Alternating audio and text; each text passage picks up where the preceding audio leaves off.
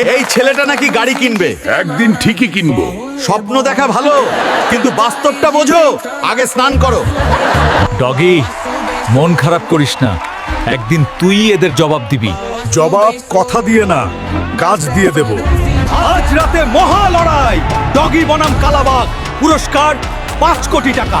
এই গরিব ছেলেটাকে এক ঘুষিতেই শেষ কর। পালিয়ে যা।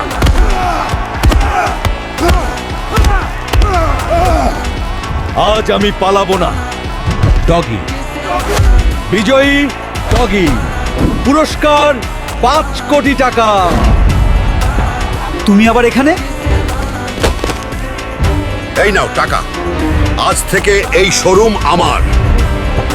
ডগি, আমি মজা করেছিলাম। মজা নয়, অপমান ছিল।